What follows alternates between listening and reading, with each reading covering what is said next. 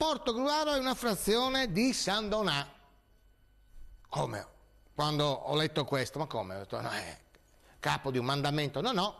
Secondo l'ex sindaco Antonio Bertoncello, Portogruaro è una frazione di San Donà. È ovvio che noi allora abbiamo chiamato in diretta audio e video con Rosario Padovano. Colleghiamoci col Veneto, grazie.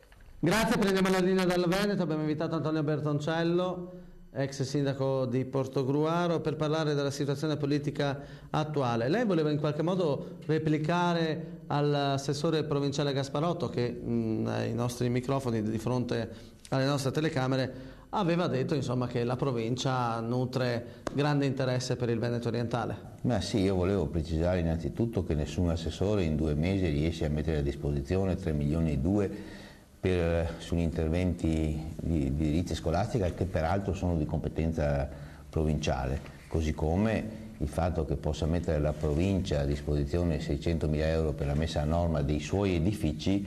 Non credo che questo dimostri un interessamento attuale della provincia verso Portogruaro.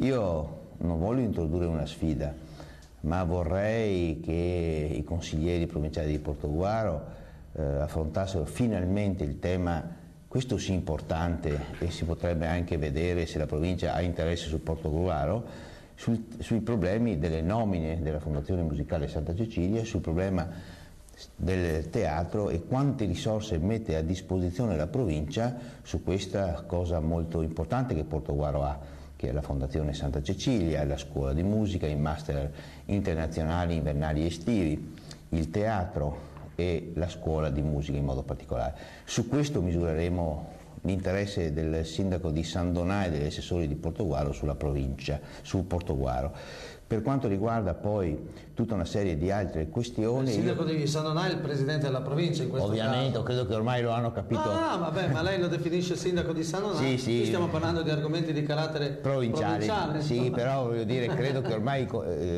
stia veramente passando l'idea che corriamo veramente il rischio di passare come una frazione di San Donà. Basta pensare al dibattito in corso sull'ospedale. Portogruaro frazione di San Donà suona bene. Esatto, basta pensare al dibattito in corso in questi giorni sull'ospedale unico.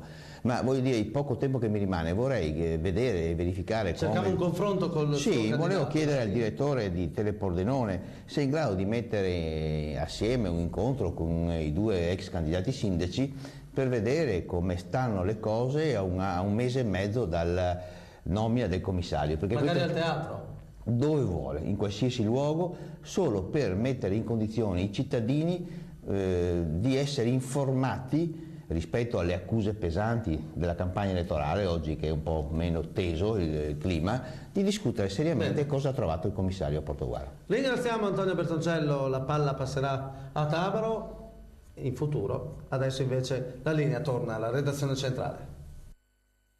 Sono disponibilissimo, proprio perché me lo chiede Antonio Bertoncello, a coordinare, a moderare, anche se non è il termine più adatto al sottoscritto, a moderare un confronto tra i 2 ex candidati a sindaco, cioè Angelo Tabaro e Antonio Bertoncello.